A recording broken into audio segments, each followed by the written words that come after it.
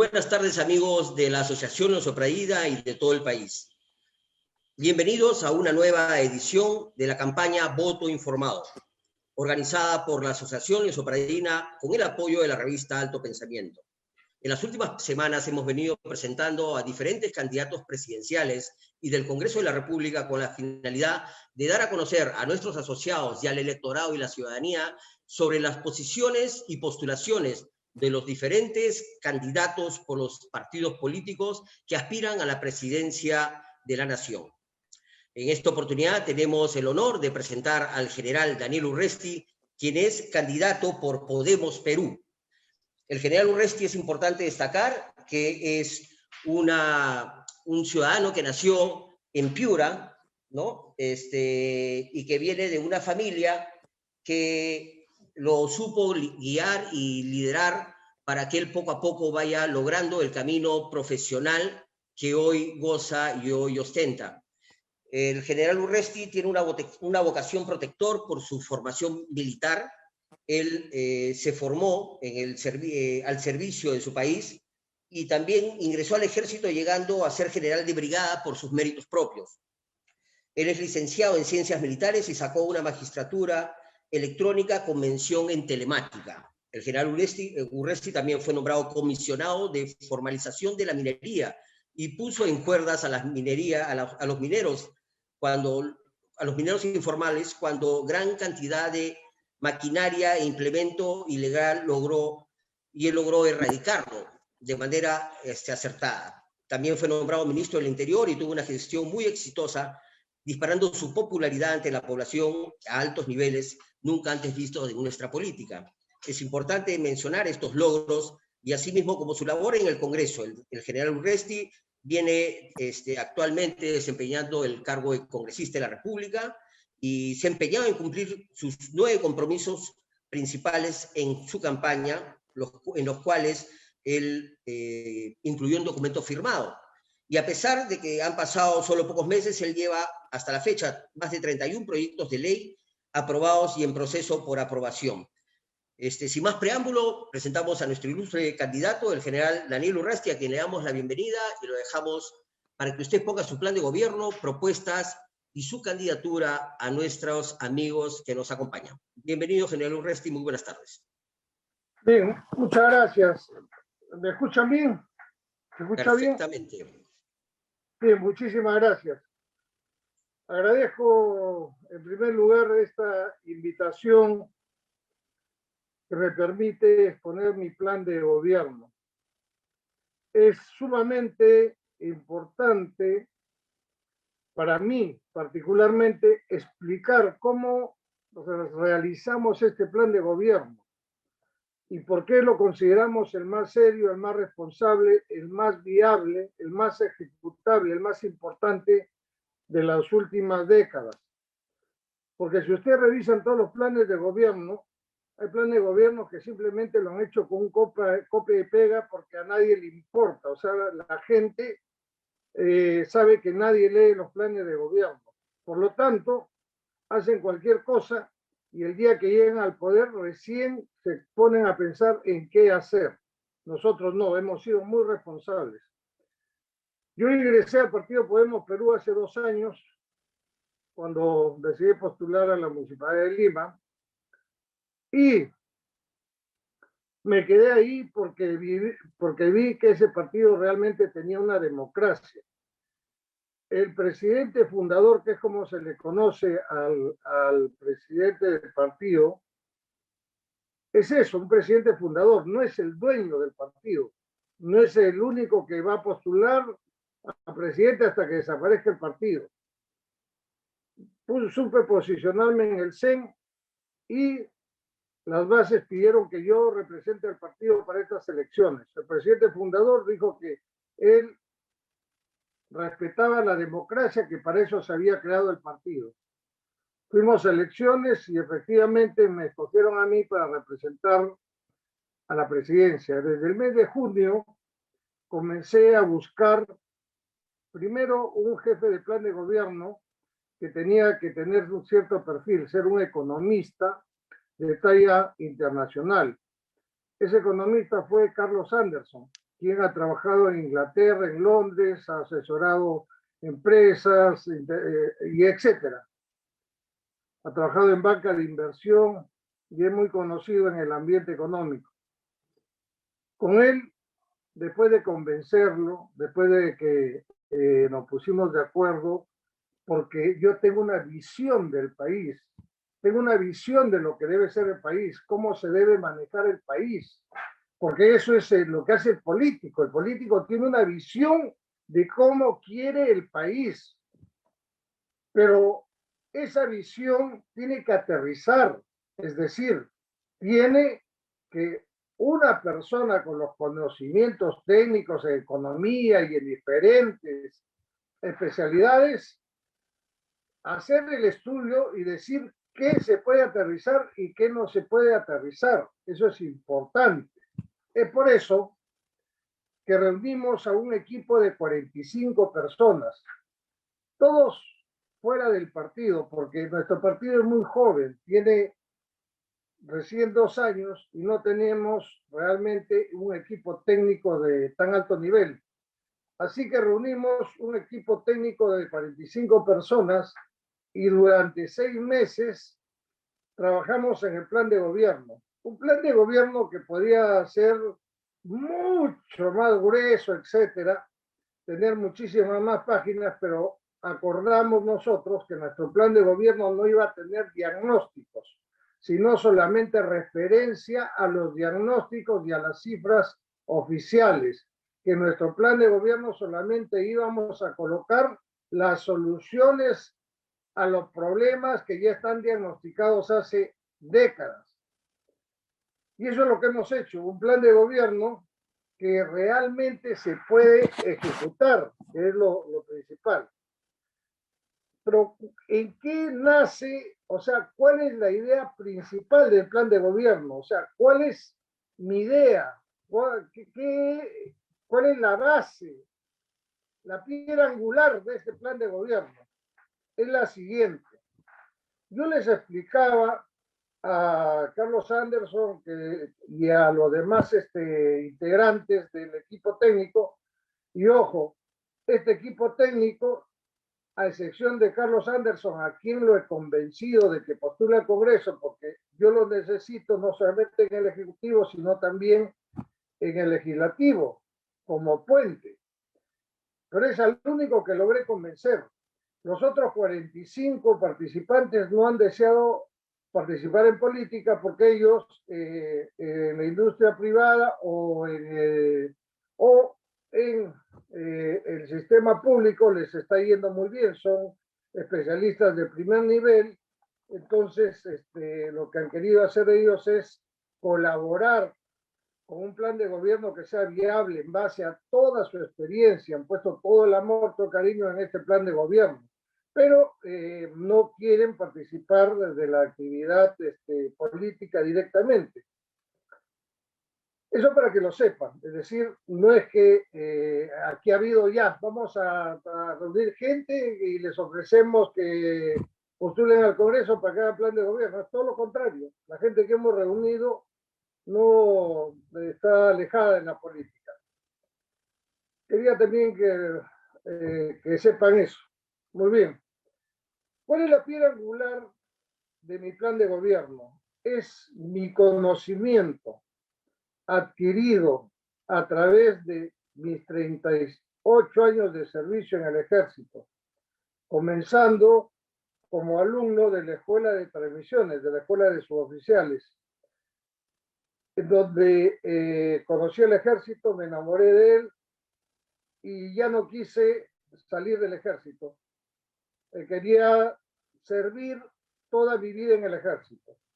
Al año siguiente postulé a la Escuela de Oficiales, ingresé de 8.500 postulantes, ingresé en el número 11, con el número 11, y a lo largo de mi carrera he logrado destacarme en diferentes cosas relacionadas a mi especialidad. Mi especialidad son las telecomunicaciones, así que estudié ingeniería electrónica, después he hecho una maestría de la cual soy egresado. No soy magíster porque no presenté la tesis.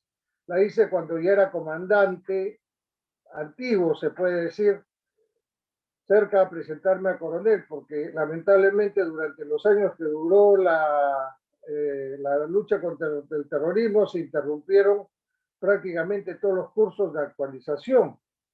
Y nosotros para el año 95 más o menos, nosotros entramos a la lucha contra subversiva con un mundo que era analógico y salimos de esa lucha contra subversiva y nos encontramos con un mundo digital. O sea, todo lo que habíamos aprendido con tanto esfuerzo ya no tenía valor. Por eso es que tuve que ponerme a estudiar de nuevo. En fin, así que también tengo estudios en la universidad. Y la experiencia de haber viajado por todo el país, servido a lo largo y ancho del país, sumado a unas experiencias que son espectaculares, porque he sido secretario de gestión de riesgos en la PCM, o sea, conozco cómo funciona todo el sistema y hemos ayudado en su modificación. Conozco después, estuve de asesor del Premier, entonces conozco perfectamente cuál es el papel del Premier, los problemas del día a día que absorben el trabajo del Premier, que casi nunca puede ver las cosas a mediano plazo o a largo plazo. La lucha contra la minería ilegal, una lucha que desarrollé sin darles cuartel, donde prácticamente estuve a punto de vencerlos. Nadie se había atrevido a entrar a La Pampa, a entrar a Huepeco, a entrar a esas zonas, a Puno en la parte alta, porque son cotos. O sea, ahí la gente está armada, o sea, es como el viejo oeste. Tienen vigías, tienen, en fin. Sin embargo, yo lo hice y ahí comenzó una relación con la policía, porque yo como alto comisionado iba adelante con el general que estaba a cargo de la policía. Jamás me quedé atrás ni al centro, iba yo adelante. Y eso hizo que que la policía realmente trabaje. Después, como ministro del Interior, aprendí ya en las grandes ligas cómo es que funciona la política del país, cómo trabaja el Ejecutivo, cómo es el toma y dame, cómo se sacrifica a la gente, cómo somos peones en este juego de la política. Yo me entregué por completo al Ministerio del Interior. En un solo día podía estar en 3 o 4 regiones, solucionando problemas, hablando con la gente, no con los policías, con los comisarios, sino con la gente, para saber realmente qué es lo que pasaba y tomar soluciones de inmediato. Y hasta ahora me recuerdan por eso cada vez que viajo. Usted cuando vino hizo tal cosa, etc. Regresaba a Lima y hacía mi marcha nocturna con las rondas urbanas y de ahí me iba de madrugada a verificar las comisarías. Y así, al día siguiente de nuevo, 5 o 6 de la mañana de pie, en una rutina muy fuerte. Yo despachaba con el presidente, siempre era el último en despachar, normalmente 2, 3 de la mañana. El presidente despachaba hasta muy tarde. Y cuando el Fujiaprimo pidió mi cabeza, porque no podían permitir que un ministro del Interior, el primer ministro del Interior que tenía una aceptación tan grande, porque el ministro del Interior es la parte más débil del gobierno. Todos los días tiene que resolver problemas gravísimos, todos los días. Y es la parte más débil del gobierno. Normalmente sale por la pata de los caballos. Y gracias a mi trabajo logramos frenar un poco la delincuencia. Íbamos por buen camino, íbamos avanzando. Pero los fujiapristas pidieron mi cabeza y el presidente, para evitar que le traigan abajo al gabinete de Ana Jara, entregó mi cabeza, siendo yo considerado en ese momento el mejor ministro de todos, el ministro que históricamente tenía más aceptación en la población, con más del 60%, el ministro del Interior, largamente una aceptación mayor que los demás ministros, me sacrificaron, me cortaron la cabeza y se acabó. Y no pude continuar, lo que a mí me hubiese gustado quedarme por lo menos un año más, no solamente un año, sino un año más para consolidar una serie de cosas que estamos haciendo en la policía. Pero en fin, eso quedó en el pasado.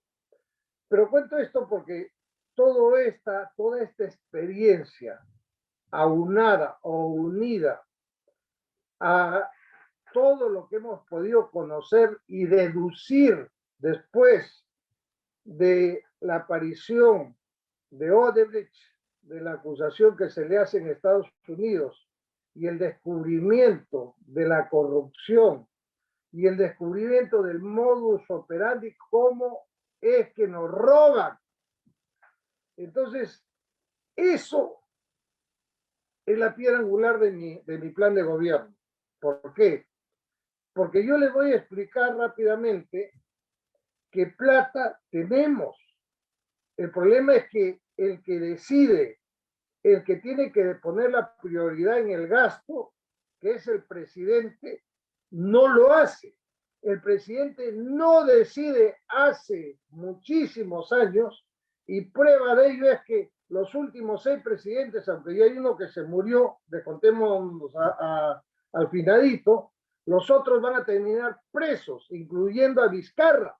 Esos van a terminar su vida en la cárcel, porque ellos no han decidido jamás la prioridad en el gasto del dinero de todos los peruanos. Los que han impuesto, ellos solamente han sido en Palacio de Gobierno marionetas de los grupos de poder. Y cuando hablo de grupos de poder, me refiero yo a los grandes oligopolios, o sea, a las empresas superpoderosas, no a nuestra gran industria, ¿no? Que se tuvo que corromper con el Club de la Construcción, por ejemplo. Si estás con un Estado mafioso que te pide diezmo, que te pide corrupción, entonces ellos al otro lado dijeron, tú estás que ofreces 8%, tú 12, tú 13, mejor juntémonos y entre mafiosos, pues, conversamos, un 10% y se acabó. Entonces nosotros vamos rotando en el trabajo, porque de otra manera toda nuestra inversión se va al diablo.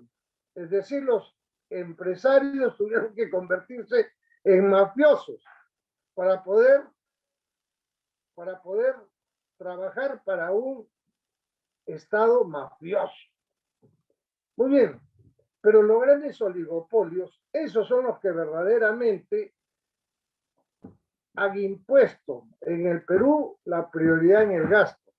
De tal manera que así como Odebrecht ha hecho obras que no tienen ningún sentido para la mayoría de la gente, también se han hecho, bueno, por ejemplo, ¿qué han obligado a hacer ellos? Han obligado a hacer la carretera interoceánica. Comenzó la carretera interoceánica con 8.000 millones de dólares. Después de 3 gobiernos se termina costando más de 30.000 millones de dólares, como 33.000 millones de dólares. Una barbaridad de plata, es decir, prácticamente el presupuesto de Perú de un año. Es una barbaridad de dinero. Ahí nos han robado en camión, nos han robado en camiones, en trailers. De ahí, por ejemplo, sabemos que Toledo recibió en una oportunidad 20 millones de dólares. ¿Cuánto más habrá recibido? Y todos los que vienen en cadena hasta el último. ¿Por qué? Por las benditas adendas. Porque cuando se hace el anteproyecto lo hacen con la empresa que va a ganar la licitación y ponen que el camino está limpio, que no hay nada, que no hay rocas, etcétera, que todo está limpiecito, con 8.000 millones se hace todo. De ahí en el proyecto igual, se engaña, se miente en el proyecto. Y de ahí la licitación sale, y claro, las empresas serias vienen, van a hacer un reconocimiento del terreno y dicen, estos están locos, ese proyecto está mal. Esto cuesta mucho más, no puede costar 8.000 millones. O sea, es imposible. Y por lo tanto, esas empresas serias se retiran porque dicen esto es una locura, o sea, o son idiotas o aquí hay una mafia. Entonces, la compañía que ha venido acompañando todo el proceso es la que gana. Y gana a sabiendas de que a partir del segundo mes comienza a firmar adendas, porque el segundo mes, ahí donde debía haber arena, encuentra piedras. Aquí hay piedras, eso no estaba en el contrato, no está en el estudio, no está en el proyecto, cuesta más, primera adenda. Y así, de adenda en adenda, de adenda en adenda, nos van robando todo lo que quieren. El túnel del metro de Lima, ¿con cuánto comenzó? 5.000 millones de dólares. ¿En cuánto va? 10.000 millones. ¿Cuántas adendas? 10. Porque todos los estudios son falsos. La compañía que acompañó desde el comienzo es la que ha ganado la licitación, la única empresa que se presentó, la única, habiendo en el mundo empresas como esta que hacen túneles. Y los túneles no es que sea como el pan que se vende todos los días. Las grandes empresas están atentas a que en algún sitio se quiera hacer túneles, se quiera hacer un metro. Entonces, si alguien me va a gastar 5.000 millones de dólares y yo hago túneles, es lógico que voy a averiguar por lo menos. Por eso están los ejecutivos de la empresa buscando trabajo. Pero vienen y ven, a ver, ¿cuál es el proyecto este? ¿Y cuánto? ¿5.000 millones? Esto es una locura, esto no cuesta 5.000 millones. O sea, si yo acepto esto, o sea, voy a hacer con las justas una cuarta parte o la mitad. Así que nadie en su sano juicio se ha presentado. Y el único que se ha presentado es la empresa que ha venido acompañando todo el proceso. ¿Por qué? Porque ellos tenían la información clara de que iban a tener adenda tras adenda. Por eso, comenzó con 5.000 millones, está por los 10.000 millones de dólares, y lo más triste es que hace 5 años comenzaron el trabajo. Todos los que se van hacia el este, por ATE, verán el tremendo atoramiento, el tránsito es imposible en las horas puntas, justamente por la construcción esta del metro. Van 5 años y han avanzado 5 kilómetros, 5 kilómetros. Lo que significa que si nuestra red tiene 178 kilómetros, van a terminar ellos de hacer el túnel dentro de 178 años, cuando ya no se necesite. Nos están robando. La refinería de Talara, por el amor de Dios, comenzó con 3.000 millones de dólares, subió hasta los 7.000 millones de dólares, y el gobierno morado, Sagasti, hace una semana y media ha autorizado para que Petroperú se endeude por 1.000 millones de dólares más, para fin de terminar la ampliación de la refinería. Esa refinería, ¿para cuándo va a estar? ¿Para qué va a servir? Estamos haciendo una refinería como si estuviésemos en Venezuela o en Arabia Saudita. ¿Acaso somos productores de petróleo? Nosotros importamos petróleo, acá producimos una pequeña parte. Pero en fin, esas son las obras elefantiásicas donde se va el dinero. Entonces, ¿cómo es que nos roban? De la siguiente manera. De los 47.000 millones de dólares más o menos que viene a ser el presupuesto anual, distribuyen solamente un 60%, no 27.000 millones de dólares, a los gobiernos a nivel nacional, regional, local y a los sectores. ¿De acuerdo? Por eso es que todos los años el presupuesto es igual en todos los sectores. O sea, en todos los sectores es igual. Pucha, que esta vez nos han dado 5% menos. Esta vez nos han dado 2% más. Y así todos los años un poquito más o un poquito menos. Y los profesores, los médicos, todo el personal que trabaja en salud o que trabaja, en fin, en todos los rubros, los empleados civiles en general, o sea, los empleados públicos en general, todos los años están esperando que el próximo año les aumenten el presupuesto. Y ese es el cuento de nunca acabar. Todos los años lo mecen con eso, a los profesores, a los médicos, enfermeras. Ya nos han dicho que el próximo año nos van a dar presupuesto para aumentarlos. Mentira, nunca les van a dar el presupuesto. ¿Por qué? Porque reparten siempre igual. Y atrás queda una tajada como de 20.000 millones de dólares. ¿A dónde van esos 20.000 millones de dólares? Van por lo menos a 3 ministerios: transporte y comunicaciones, vivienda y agricultura. Porque ahí es donde se hacen las obras elefantiásicas. Ahí es donde estos monopolios dicen, vamos a hacer un tren que salga de Lima y que llegue a Tacna, que vaya viendo el mar por toda la costa. Claro, ese tren lo van a terminar en 60 años. Va a comenzar costando 30.000 millones de dólares y dentro de 60 años va a terminar en 450.000 millones. ¿Me entienden? Porque así es como nos roban.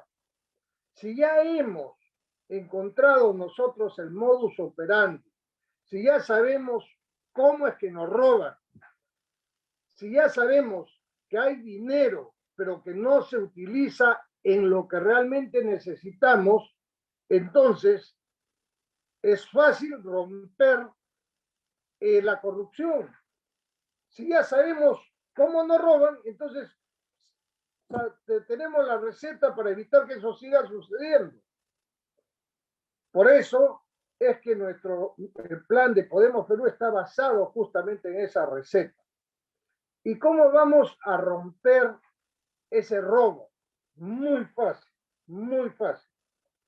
Primero, los ministerios los vamos a separar por sectores, todos los que tienen que ver lo social en un solo ministerio, y así. Es decir, vamos a reducir de 19 tal vez a 11, 12 ministerios. Lo ideal serían 10 tal vez. Pero he aquí lo importante, que esos ministerios van a ser solamente normativos. Van a establecer las políticas públicas de su sector y van a fiscalizar el cumplimiento de esas políticas públicas a nivel nacional. No van a tener capacidad de realizar obras públicas. No se les va a dar un sol para que realicen ningún proyecto. Van a ser normativos. Porque en este momento en el país hay aproximadamente 30 instituciones que realizan obra pública. Están los que hacen la carretera, están los de acá, están los de allá. Todo el mundo está en un festín de gasto. De tal manera que la Contraloría, como no le dan el presupuesto que requiere, igual que el Ministerio Público del Poder Judicial, por eso están patas arriba, justamente, como no le dan el presupuesto a la Contraloría entonces dice, bueno, yo controlo después de que se haga la obra y solamente voy a controlar aquellas obras que cuesten más de 30 millones de dólares. ¿Por qué? Porque no tengo capacidad para controlar más. Porque los órganos de control interno, los OSI de las regiones, de las instituciones públicas y de los gobiernos locales, ¿quién los contrata? El interesado. Si yo soy presidente regional y yo soy el que contrato el órgano de control interno, entonces contrato pues a mi compadre, contrato a mi compinche, contrato a mi socio, contrato al que me va a ayudar a robar, a que me va a ayudar a cubrir la huella.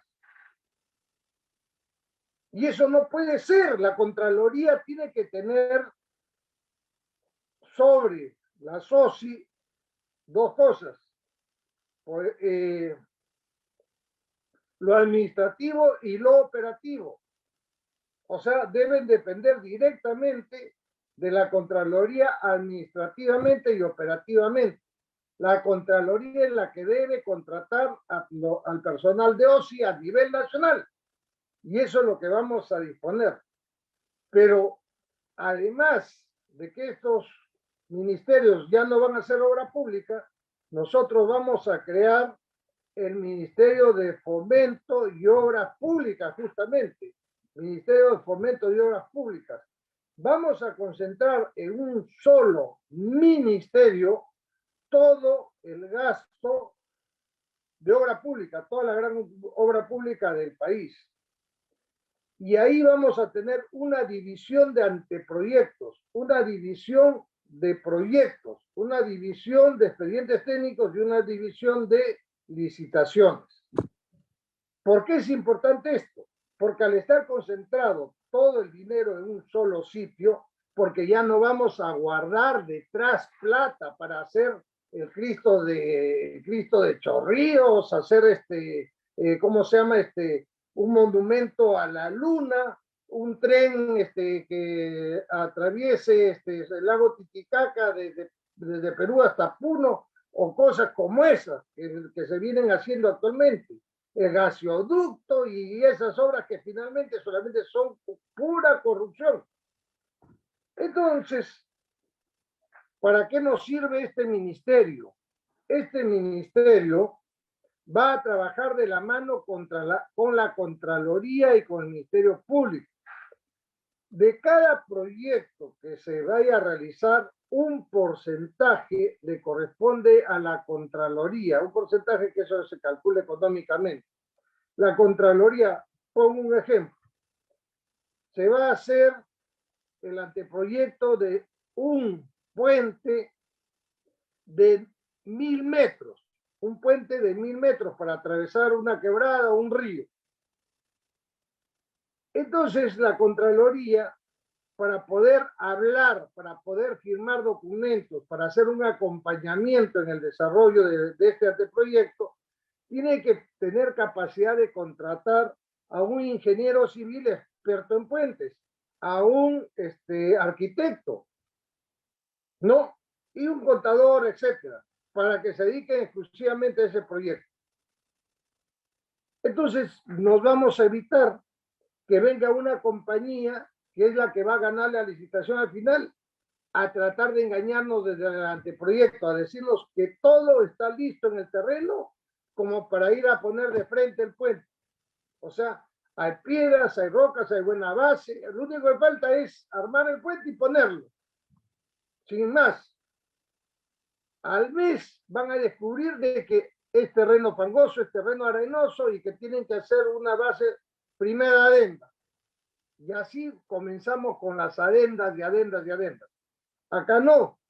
Acá la Contraloría, antes de firmar, va a decir un ratito, esto está mal, ese no es el tipo de puente que se requiere, acá falta hacer este estudio, acá falta lo otro, de tal manera que ese anteproyecto salga realmente como debe salir, que no haya posibilidades de que cuando se convierta en proyecto y se diga esto cuesta $1.000.000, ese sea su precio, $1.000.000, y no que digamos $1.000.000 y después adenda tras adenda terminamos pagando $30 millones y nos roban, nos están robando. Porque en mi gobierno no va a haber una sola adenda más, ni una adenda. Muy bien, bajo este concepto, bajo esta idea, esta visión de cómo gastar en el país, es que se ha hecho el plan de gobierno. Y el plan de gobierno, basándose en esta idea que tengo, que se ha visto que no solamente ha funcionado y funciona espectacularmente en otros países, hay otros países donde se concentra también el gasto en una sola institución, de tal manera que la entidad fiscalizadora, en este caso nuestra Contraloría, puede estar desde el inicio y compartir responsabilidades, porque esos ingenieros, esos arquitectos, abogados o quien tengan que contratar, van a tener que firmar también para pasar al siguiente paso. Con esto nosotros le quebramos el cuello a la corrupción. ¿Pero qué se necesita para eso? Se necesita que el presidente esté libre de estos grupos, que el presidente no pertenezca a estos grupos de poder,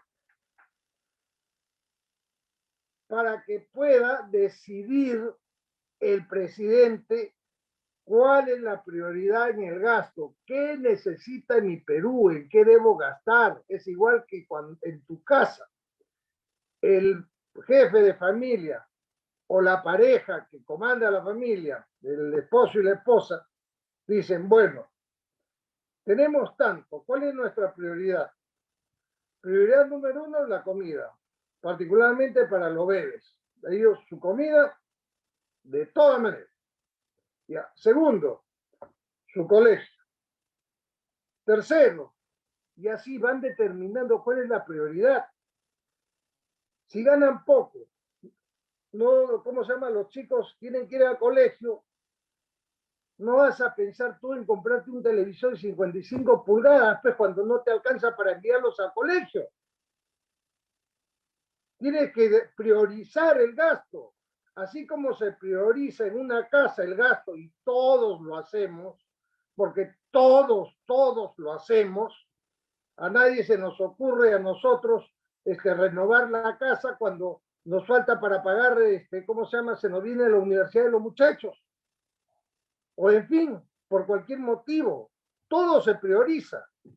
Pucha, que dije, ¿cuándo podremos hacer un viaje a, ¿cómo se llama? Aunque sea a Río de Janeiro. Algún día, pues ya cuando los chicos vayan a la universidad, mientras tanto tenemos otras prioridades. Pero acá no, acá en el Perú las prioridades las han puesto los grupos de poder, de acuerdo a sus conveniencias. ¿Qué miércoles el pueblo? ¿Qué miércoles, cómo se llaman los peruanos? La mejor prueba de que yo no tengo nada que ver con el grupo de poder es que ellos son dueños de los medios de comunicación, son dueños de los bancos, son dueños de las AFP, son dueños de, ¿cómo se llama? Es decir, tienen el circuito cerrado y ahora se han convertido en oligopolios. Todas las cadenas de farmacias en el país tienen un solo dueño. Todas las marcas de cerveza en el país tienen un solo dueño. No hay competencia. ¿Me entiende? Entonces eso es un daño terrible para el país que hemos dejado que suceda. Por eso desde el Congreso nosotros hemos empujado leyes que hemos tenido que priorizar, sobre todo por la pandemia, para que puedan retirar aunque sea el 25% de la AFP. El problema de la ONP, que antes nadie lo discutía, pero ahora en la pandemia se ha vuelto importante. El problema de la ley de usura, que los bancos nos cobran lo que le da la gana. Bueno, nosotros no es que seamos grandes empresarios para que nos presten los bancos, pero a veces tú eres, para comprarte un televisor en Saga Falabella, te metes al banco Saga Falabella y te dan ellos por lo que tú ahorras 2% al año. A veces te dan menos. Pero vas y te compras un televisor de Saga Falabella, ¿no? Que te cuesta, el televisor cuesta 1.000 soles, lo compras para pagarlo un año y te sale costando 2.500.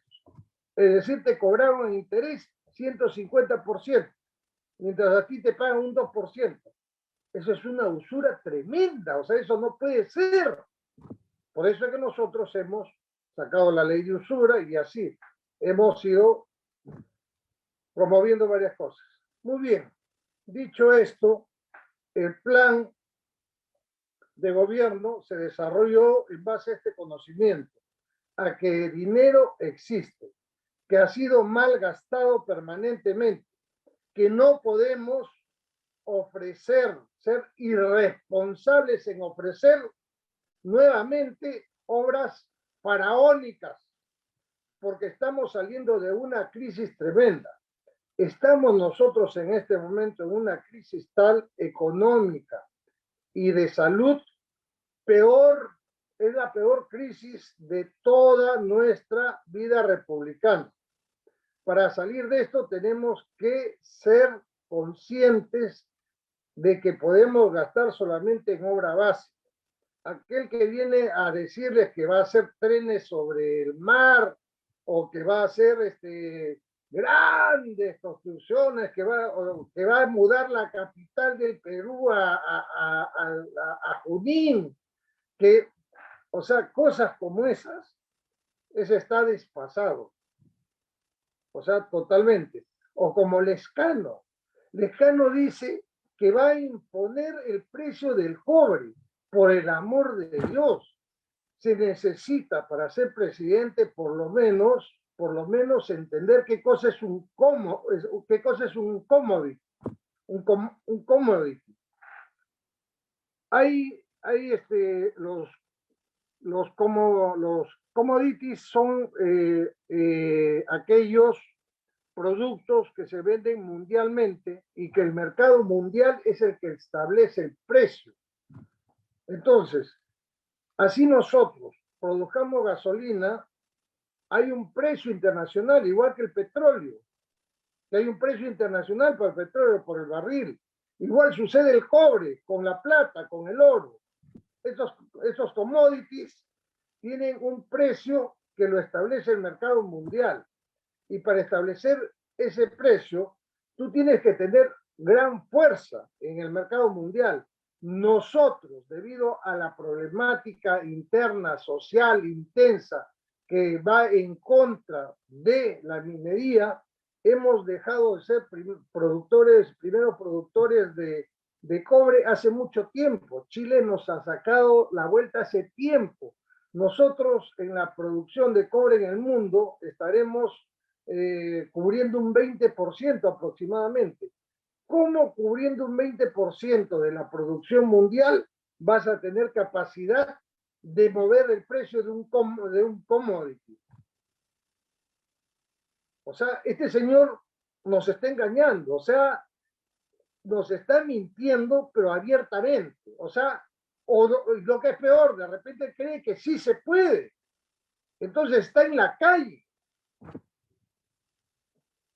En fin, ¿qué es lo que vamos a hacer entonces bajo este principio? Nosotros tenemos clarísimo 5 líneas que se entrecruzan. Y se entrecruzan porque no podemos hacer una cosa para comenzar a hacer la otra, sino que tienen que irse haciendo al mismo tiempo. Lo primero y lo esencial es trabajo. Lograr que la gente tenga trabajo. ¿Por qué? La economía en este momento se ha detenido porque no hay trabajo. Al no haber trabajo, no hay demanda. Nadie está pensando en comprar. Al no haber demanda, no hay producción. Al no haber producción, o sea, al no haber oferta, producción, pues las empresas están cerradas. Si nadie les compra, ¿para qué van a producir? Para reactivar la economía, tenemos que generar trabajo para que la gente compre. Al comprar se crea demanda. Al haber demanda, comienza a haber producción. Al haber producción, las empresas comienzan nuevamente a producir y la rueda económica comienza a girar de nuevo. ¿A quiénes tenemos que ayudar para que vuelvan a producir? A nuestras grandes empresas, que son más o menos el 30% de las empresas que existen en el Perú, son las empresas que dan empleo formal al 25% de la PEA y que en este momento tienen a Activa 1 y Activa 2 para poder recuperarse. Activa 1 y Activa 2 les ha prestado hasta 10 millones de soles a estas empresas que tienen espalda financiera. Todas las empresas no se han portado bien, hay muchas empresas que se han portado mal, pero me consta que hay empresas que hacen lo imposible para que todo su personal siga trabajando o siga ganando. No han mandado a suspensión perfecta, todas, hay unas que sí, pero no todas. Estas empresas grandes las necesitamos, por supuesto, si son los generadores de trabajo. Las empresas grandes son las que generan trabajo. Para muestra un botón, la agroindustria, que está generando el 7% del PBI. Pero estas empresas, así como la agroindustria, tienen que buscar el mundo como mercado. O sea, no solamente cerrarse en el mercado interno del Perú, sino, así como la agroindustria, vender hacia afuera. Así como, por ejemplo, en Japón, que tiene Honda, Toyota, perdón, Honda creo que no tiene Toyota, Mitsubishi, Nissan, etcétera, empresas, por ejemplo, que venden hacia afuera. Costa Rica, hace 15 años, solamente exportaba plátanos y no sé qué más. Actualmente, con el cambio de mentalidad que se tuvo en cuanto a la exportación, de exportar cosas más complejas con mayor valor, actualmente es uno de los países y su principal entrada es la exportación de equipo médico. O sea, en Costa Rica se está haciendo equipo médico para el mundo y lo han logrado en 15 años. En fin. Entonces, las grandes industrias tenemos que apoyarlas, pero ellos tienen activa 1 y activa 2. Aquellos que han pedido prestado hasta 1 millón, ya que ha venido una segunda ola, tenemos que darles más facilidades. En lugar de que se le paguen en los 2 años que tiene de plazo, darles 5 años para que paguen, con tal de que no quiebren. Si quiebran estas empresas, se quedan sin empleo un montón de gente. Activa 1 y activa 2 es solamente un respaldo del gobierno, es una garantía. El gobierno le está diciendo a los bancos, si este señor no te paga, yo soy el garante, yo te pago a ti. Ese es reactiva 1 y reactiva 2. Entonces ahora nos vamos a lo principal, que son las micro, las pequeñas y las medianas empresas, que son aquellas que dan trabajo al 75% de la población.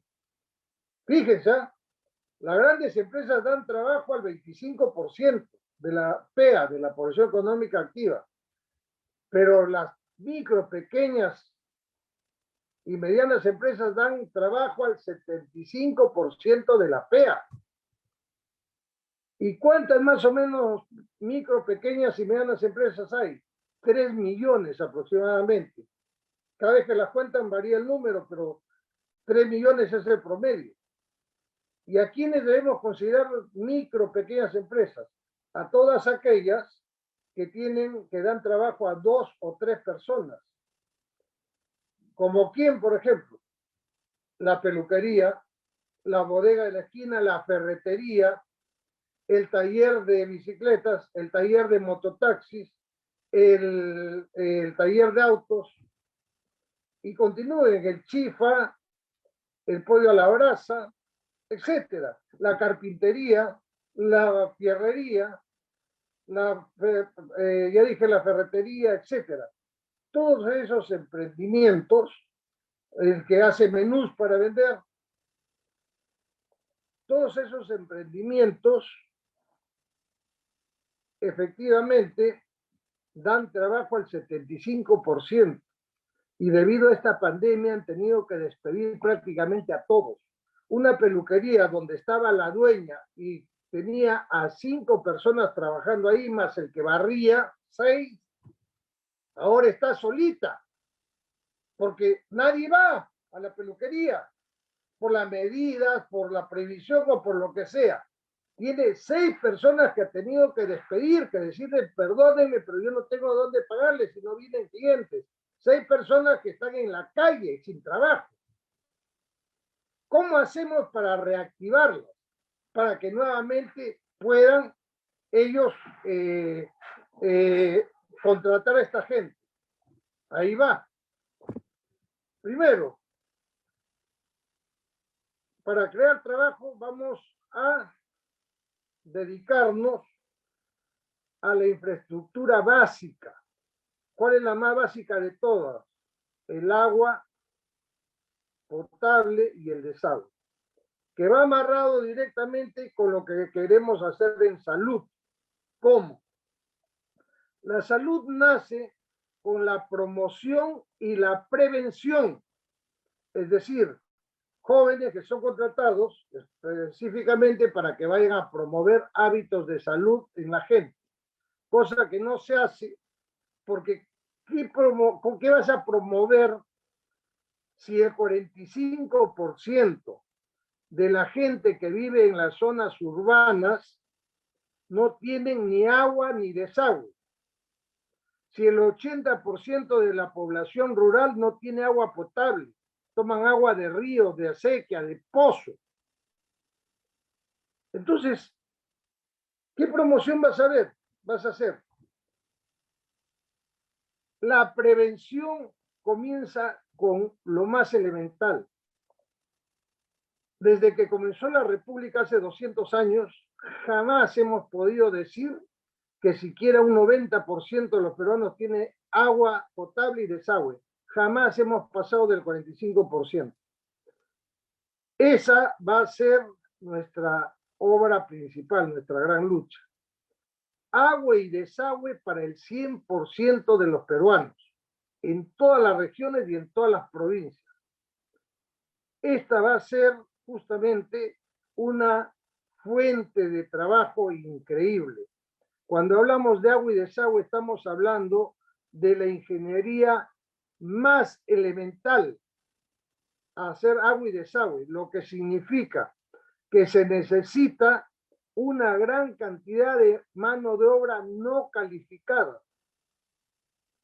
Por lo tanto, podrán participar en estas obras de construcción de agua y desagüe los pobladores del lugar, principalmente hombres y mujeres, que no tienen que ser mano de obra calificada. La mano de obra calificada, ingenieros técnicos, es mínimo. Ellos son los que van guiando cómo se hacen las zanjas y qué sé yo. Así que ahí va a haber gran cantidad de trabajo para que comience a moverse la rueda, comience a comprarse nuevamente ropa, comience la gente nuevamente a ir a la peluquería, comience nuevamente a ir al chifa, aunque sea una vez al mes, después 2 veces al mes, qué sé yo. Ya se comienza a trabajar. Además de eso, tenemos varios programas productivos, temporales. ¿Por qué? El gobierno o el Estado no tiene que generar trabajo, eso solamente se da en los países comunistas, que el Estado da trabajo a todo el mundo y le paga $3 al mes. Esa no es nuestra idea. Pero mientras se recuperan las pequeñas y medianas empresas y microempresas, tenemos que dar empleo temporal. Por eso tenemos programas, por ejemplo, para embellecer las zonas turísticas y nuevas zonas turísticas. Tenemos 2 años para ello, porque calculamos que dentro de 2 años se reactive el turismo en el país y necesitamos que se amplíen los circuitos. ¿Me entiende? Que no sea solamente Machu Picchu, Arequipa y Puno, que tienen más maravillas que se pueden conocer, sino que también vayan al norte, vayan más al sur, etcétera. Muy bien. Asimismo, estamos pensando en la educación, porque lamentablemente, el Estado ha dejado de invertir en educación. O sea, el Estado durante el gobierno de Fujimori dijo, ¿saben qué?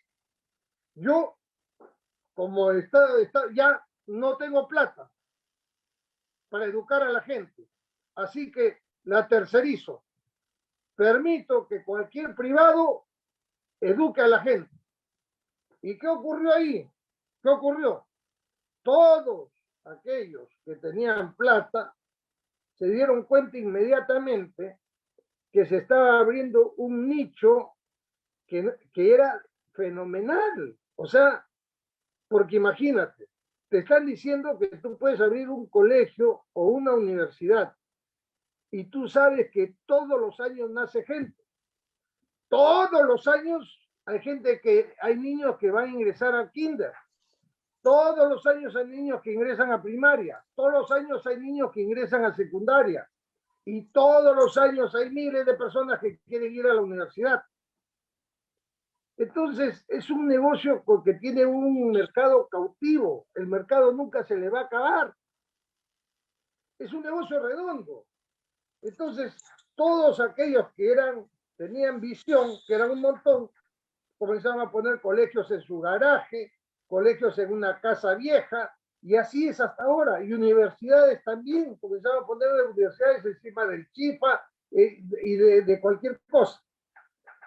¿Por qué? Porque el gobierno lo permitió, el gobierno abandonó su papel justamente de educar a la gente. ¿Y cuál es el gran problema con la gente pobre? Porque, bueno, yo no he hablado tanto de mis orígenes que no sé si hoy día lo he dicho, pero yo a pesar de haber estudiado, haber vivido en una invasión, haber estudiado en la Gran Unidad Escolar José Grande San Martín de Porres, que éramos miles de alumnos, yo salí en el primer puesto hasta el quinto año de media. Tenía derecho a ingresar de frente a una universidad. No lo hice porque no tenía ni para el pasaje. General Urresti, Sí. si me permite, casualmente en ese punto que está tocando un tema muy importante y neurálgico en el desarrollo del país, me gustaría que usted responda a una pregunta que hace uno de los leonciopradinos, que casualmente le pregunta puntualmente cuáles serían sus tres principales propuestas para desarrollar la educación en el país, General Urresti. Bien, justamente, ahí vamos. Primero tenemos que aceptar que hay una nueva realidad post-pandémica. Nunca vamos a hacer lo mismo después de esto. Poco a poco vendrá la educación semipresencial, pero lo importante es que debemos desarrollar la educación no presencial al máximo. Por lo tanto, nosotros entre nuestras principales propuestas está la creación de una universidad digital basada en el modelo inglés. En Inglaterra se creó una universidad digital hace muchos años, cuando no había ni siquiera internet, pero utilizaban correo, etcétera, diferentes medios. Ahora tiene la mejor tecnología y está entre las 200 mejores universidades del mundo, con una calidad excelente. Para que se entienda mejor, esta universidad está en línea, en streaming, tipo Netflix. Es decir, tú prendes, buscas la universidad, buscas la carrera que quieres seguir, buscas las asignaturas que debes aprobar, buscas las clases desde la primera y puedes ver esa primera clase todas las veces que quieras hasta que las entiendas. Puedes enviar tus consultas, puedes enviar tus preguntas, te van a responder de acuerdo a tus capacidades, a tu deseo de avanzar, etcétera. Si tú eres un peruano que vives, no interesa dónde, porque nosotros vamos a completar el tema del Internet, tener un Internet de calidad en todo el Perú, que ya está en un 60%, vamos a terminar el 40%.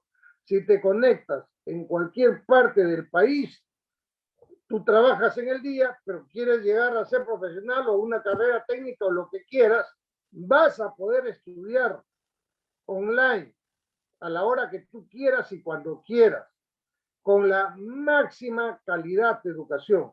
Este tipo de universidad de Inglaterra ha sido ya replicada en muchos países con gran éxito. No hay nada que inventar, eso es lo más importante, solamente es contratar el backup. Y bueno, la traducción es de lo más fácil, no es de otro mundo. Asimismo, tenemos que ver que los profesores, nos faltan muchos colegios. Los colegios están muy mal. Eso lo tiene que solucionar el Ministerio de Infraestructura, porque actualmente construyen un colegio en 150 millones de soles y a 3 kilómetros hacen otro en 400 millones de soles. O sea, nos roban por todos lados. Eso se acabó. Tenemos que estandarizar. Nos faltan colegios. Tenemos que ayudar nuevamente a la gente, dándole lo principal, lo que no pueden ellos comprar, que son los cuadernos, los lápices, los libros, los zapatos, el uniforme, buzos. Eso es algo que se puede dar, que está dentro de lo que sí se puede gastar. Necesitamos nosotros impulsar nuevamente colegios especiales, pero también reconocer y darles becas a los profesores. Los profesores tienen que tener dos tipos de ingresos. Un ingreso de acuerdo, o sea, sobre un sueldo básico, debe haber diferencias. Todos los profesores no pueden ganar igual. O sea, que se esfuerzan lo mismo, ¿cómo lo miden? Entonces, va a ganar el profesor por la capacitación. Ha hecho maestría, ha hecho doctorado, perfecto. Ellos tendrán un plus por haber estudiado. Pero tiene más. van a tener plus aquellos que trabajan en sitios lejanos, porque no puede ganar lo mismo el que trabaja en Lima, el que trabaja en Arequipa, el que trabaja en una ciudad, que aquel profesor que trabaja en la Puna a 4.000 metros, como sea, muriendo de ese frío y enseñando en un aula a niños desde primero hasta quinto grado. ¿Cómo ese profesor va a ganar lo mismo? Sí, perfecto. Interesante. Sobre el tema que yo sé que les preocupa de los colegios militares, es claro que ha habido una equivocación total ahí al quitar los colegios militares del Ministerio de Defensa y pasarlos al Minedu, porque les quita toda la esencia de colegio militar, que se queda como colegio militar solamente con el nombre. Un colegio militar, igual que cualquier institución castrense, vive de sus tradiciones, vive de sus principios. Es eso lo que permite esa hermandad que existe, por ejemplo, entre ustedes. Ese tipo de hermandad no se da en ningún otro colegio, ni en La Salle, ni en Guadalupe, ni en el Newton, ni en ningún otro colegio. Este tipo de hermandad, de reconocimiento, etcétera, se da porque han pasado por el mismo sufrimiento, porque han pasado por las mismas experiencias, porque han sido una banda de hermanos, como se dice en el ejército. Y si me permite, general, ahí casualmente en ese punto, para no perdernos, casualmente, ¿cuál sería su propuesta específicamente para los colegios militares? ¿Usted propondría que nuevamente pasen a ser parte de de estar bajo la tutoría de las Fuerzas Armadas y la dirección de las Fuerzas Armadas? ¿O cuál sería su propuesta? Porque a los leonsopradinos, cadetes y cadetes, nos interesa realmente saber cuál sería su propuesta puntual, general Urresti, y después de esa respuesta vamos a hacer una serie de preguntas y respuestas que nos están haciendo llegar nuestros participantes e invitados, casualmente para que usted nos dé a conocer, porque tenemos muchos temas, queremos conocer más de su plan de gobierno, general Urresti. Adelante, por favor. Bueno, creo que la respuesta es obvia, yo lo acabo de decir. Pienso que esa ley se tiene que derogar. Los colegios militares, para ser colegios militares, tienen que estar bajo la sombra del Ministerio de Defensa, es decir, de las Fuerzas Armadas, ya sea de la Marina, del Ejército o de la Aviación. Cada quien tenía su propio colegio. Si dejan de estar bajo la sombra de las instituciones tutelares, entonces llevan el nombre de colegio militar solamente por gusto, se convierten en internados tipo los internados ingleses, etcétera, donde son civiles, más que nada. La diferencia entre un colegio militar y un internado justamente es que en el colegio militar se aplica la disciplina militar, no en el grado que se aplica a los cadetes, pues que ya tienen 17, 18 años, sino en el grado que se aplica a un adolescente que tiene entre 14, 15, 16 años. Pero todo el mundo sabe, todos los que han pasado por un colegio militar saben que esa disciplina, que el haber sufrido esa disciplina ha creado una hermandad que no se rompe, que esa disciplina los ha ayudado en el transcurso de su vida, que esa disciplina solamente ha creado cosas positivas para ustedes, no negativas. Por lo tanto, mi respuesta es categórica, debe regresar al tutelaje de las Fuerzas Armadas. Genial, general. Por otra parte, general Urresti, tenemos una pregunta del amigo Miguel Ángel Quesquén. Le pregunto a usted, ¿por qué sé que Urresti devolverá la AFP, la ONP y el FONAVI, señor Urresti? Lo escuchamos, sí, general. Es totalmente posible. Miren ustedes, el sistema previsional aquí en el Perú está solamente en manos de la ONP y de la AFP. La ONP es un fondo común. Ese fondo común ya no resiste más, porque los que aportan son poquitos, son los jóvenes, y los que se han ido del retiro son un montón. Entonces, lo que aportan este poquito para pagarle su sueldo o su pensión a los que ya se han ido al retiro, no alcanza. El gobierno todos los meses tiene que girar de nuestra plata, de todos los peruanos, 1.000 millones de soles aproximadamente para que puedan cobrar su pensión los viejitos. Y no les puede dar más de 800 soles, es lo más triste. Porque la gente dice, pero deben darle un sueldo mínimo. Ah, entonces tendría que girar el Estado 1.500 dólares. ¿Y quién paga eso? Nosotros, porque es nuestra plata. ¿Me entiendes? Bajo ese concepto, la ONP tiene que desaparecer. ¿Pero cómo? Tenemos que abrir, o sea, lo que existe en otros países, que es la libre competencia y la libre desafiliación. En otros países te ofrecen diferentes sistemas para poder tener un sueldo previsional al final de tus años de trabajo, donde participan bancos, participan aseguradoras, participan financieras y otros tipos de, ¿cómo se llama?, de instituciones. Pero acá les han cerrado la puerta a todos. Nosotros lo que vamos a hacer es abrirle las puertas, que vengan acá todos aquellos que tienen reconocimiento internacional, que han triunfado en otros países, que están contentos en otros países con esos sistemas. Pero acá nos han fregado porque nos tienen con el sistema, la bolsa común de la ONP y la AFP, que es el negocio del diablo, el negocio perfecto. Todo el mundo ha perdido el año 2020. ¿Quiénes son los únicos que han generado ganancias? Las AFP, 414 millones de soles, después de haber recibido 1.200 millones de soles, prácticamente la tercera parte de ganancia para ellos. Entonces, ellos hacían haya una explosión nuclear, siguen ganando. Y eso no es posible, porque el riesgo lo tiene que llevar también la empresa. Si la empresa invierte mal, la empresa también debe perder, de tal manera que pierda menos el asociado. Pero acá no es así. Muy bien. ¿Qué vamos a hacer con las AFPs?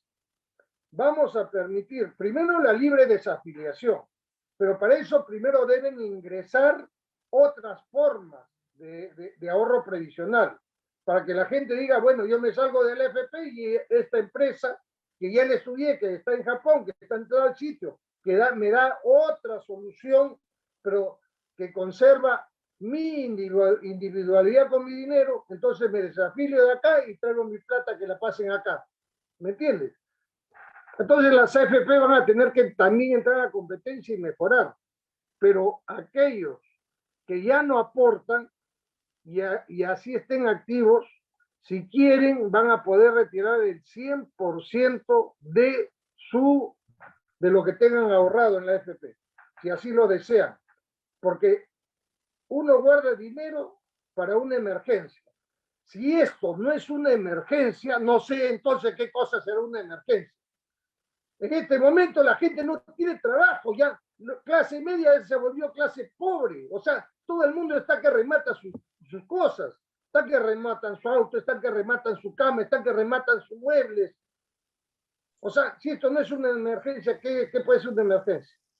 La ONP, sí, vamos a devolverla, pero acá quiero que me entiendan bien, porque el Tribunal Constitucional tiene razón. El fondo de la ONP es intangible. Entonces dicen, Urresti está mintiendo, es un populista, porque ¿de dónde va a devolver la ONP? No le vamos a devolver el dinero que ustedes dieron, porque ese dinero ya se gastó. Por eso cuando le preguntaban a la ministra esta, Tony no sé cuánto, ella decía, ese dinero ya no existe, y no dejaba de tener razón, porque la plata que ustedes aportaron, aquellos que no han llegado a los 20 años, que han aportado 3 años, 5 años, 10 años, 15 años, efectivamente, ustedes les descontaban y con esa plata les pagaban a los viejitos. Entonces Urresti no va a ir a buscar a los viejitos para quitarles la plata y devolverles a ustedes, porque eso no se puede. Pero lo que sí puede hacer el Estado es reconocer la deuda interna, reconocer que ustedes apoyaron al Estado a pagar una pensión a los viejitos y por lo tanto hay una deuda del Estado con ustedes, una deuda que se debe pagar. Es por eso que a partir del mes de agosto se deberán comenzar a publicar las listas de devolución del dinero completo que hayan pagado a la ONP las personas que han aportado por menos de 20 años y que no reciben un centavo. Y por último, Fonavi es igual. Fonavi también era intangible. Y Fujimori se zurró en lo intangible y lo hizo su caja chica. Durante el gobierno de Belaúnde, si ustedes recuerdan, están las torres de Limatambo, las torres no sé cuánto, están, bueno, construcciones por diferentes sitios que se sorteaban. Entró Fujimori, no más. Comenzó a hacer obras diferentes con ese dinero. Y ese dinero, ¿de quién era? De ustedes, de los que pagaban Fonavi. Y lo más triste es que los que pagaban Fonavi, yo por ejemplo pagaba Fonavi, entonces están sobre los 60 años, y hay muchos que ya se murieron. Pero hay que devolverles, es una deuda interna que tiene el país y que se tiene que pagar, y sobre todo que hay de dónde pagar. Interesante, general Urresti. General Urresti, ya respondimos la pregunta del señor Miguel Ángel Quesquén y ahora tenemos la pregunta del señor Carlos Velar de Ángeles. Él le pregunta cuáles son sus principales propuestas o planteamientos en su plan de gobierno sobre el tema de saneamiento de agua y de desagüe en el país, general Urresti. Por favor. Bueno, nosotros tenemos expertos en este campo. Y mi propuesta es clara, es clara. Los detalles técnicos es lo que menos interesa porque tenemos los expertos para ello. Pero nosotros vamos a comenzar a trabajar en agua y desagüe para todo el país. Por ejemplo, de lo que más hemos discutido, porque indudablemente la mayor cantidad de gente, tenemos 4,5 millones acá en Lima que no tienen agua y desagüe. Entonces, ¿qué hemos decidido hacer acá en Lima y replicarlo donde se pueda, ¿no? Porque esto es a nivel nacional, vuelvo a repetir.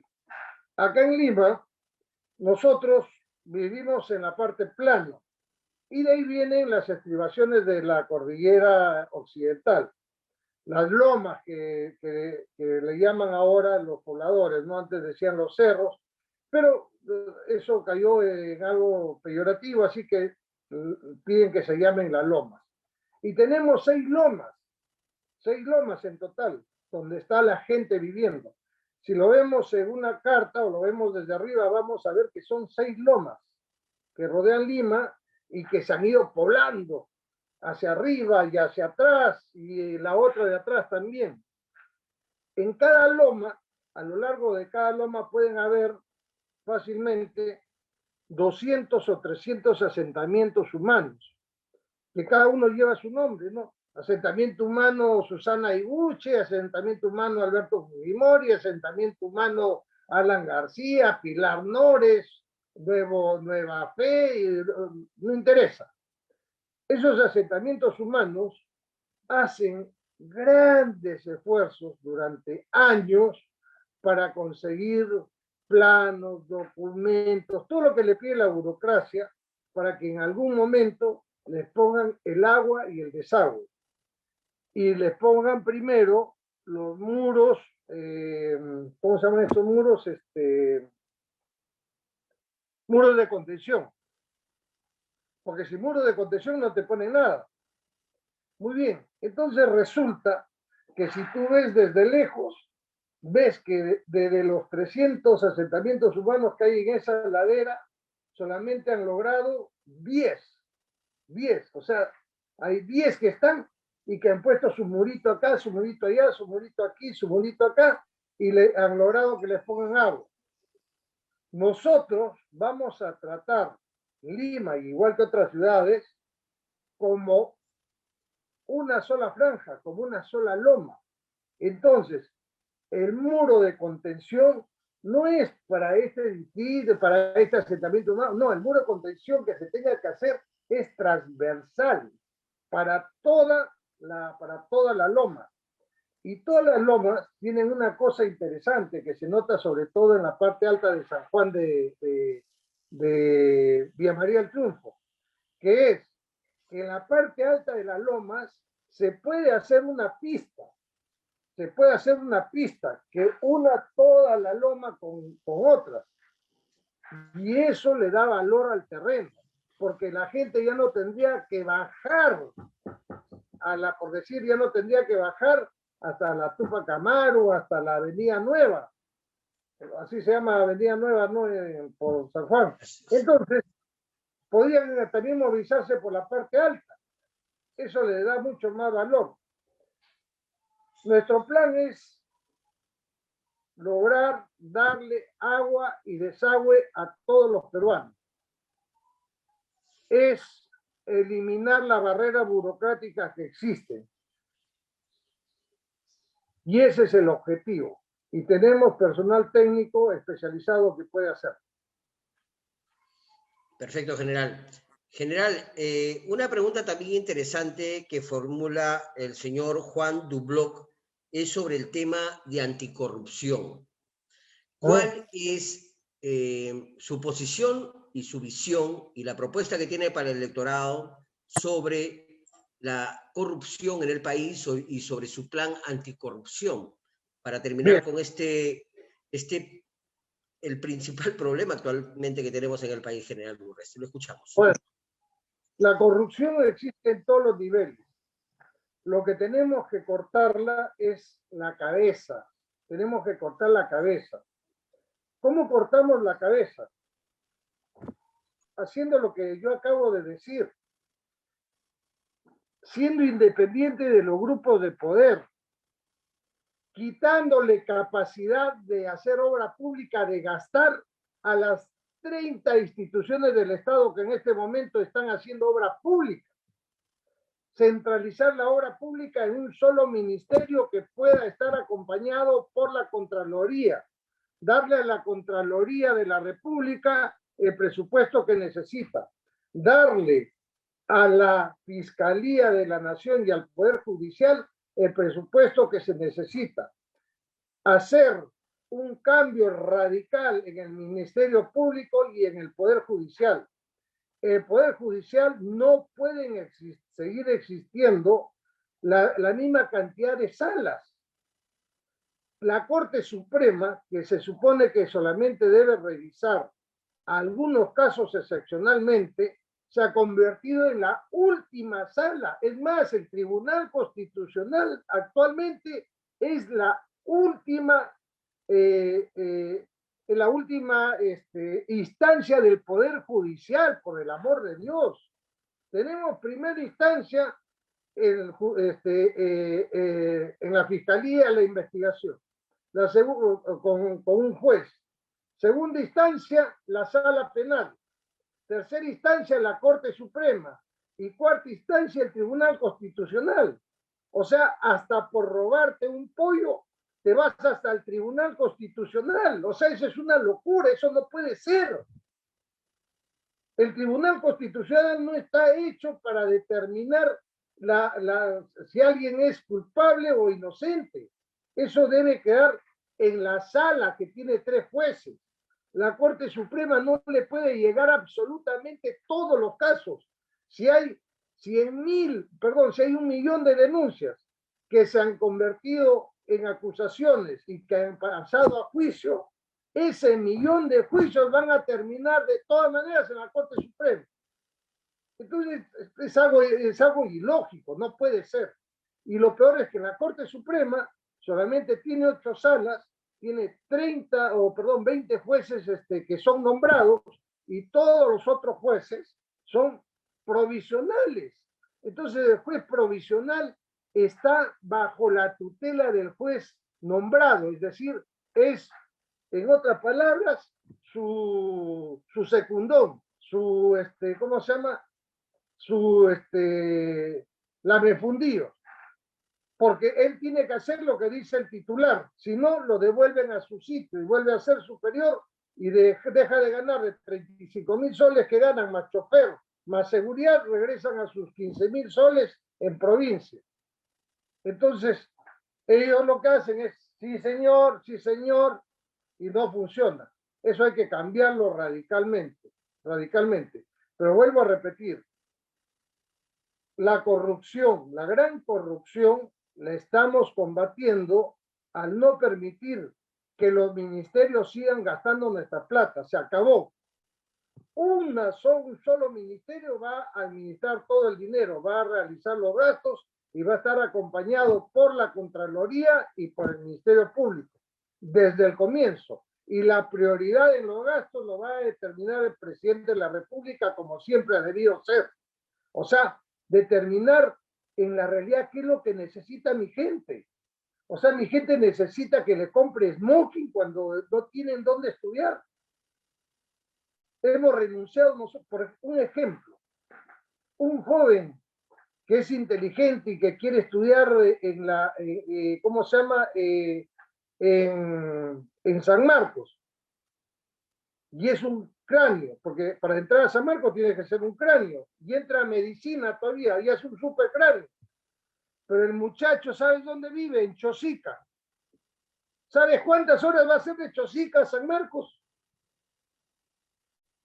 Entonces, es factible que la educación, San Marcos, tiene RDR, o sea, recursos directamente recaudados. A veces hace 150 millones de soles al año por los trabajos de investigación o lo que sea que haga. Entonces dicen San Marcos, a ver, San Marcos que le corresponde 350 millones. Como ya recaudó 150 millones, le vamos a dar 200. O sea, entonces, ¿para qué lo hacen que haga investigación? ¿Para qué hacen que haga trabajo? Y justamente debe ser un premio. Tú te vas a San Marcos, te da asco entrar a los baños. O sea, General Urresti. Sí, muy cierto.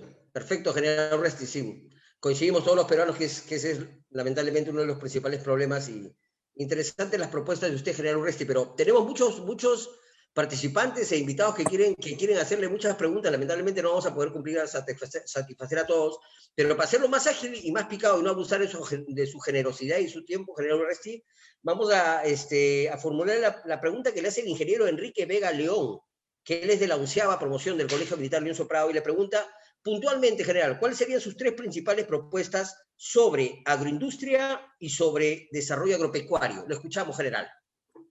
El desarrollo agropecuario es importantísimo. Se cometió un gran error con la ley Klimper. Miren, para desarrollar, o sea, es lo que siempre hemos pedido. Nosotros siempre hemos escuchado desde pequeños, oye, no vendan las cosas como las sacan la trucha y la venden así, enlátenla esto, denle un valor, ya, eso es lo que hace la agroindustria.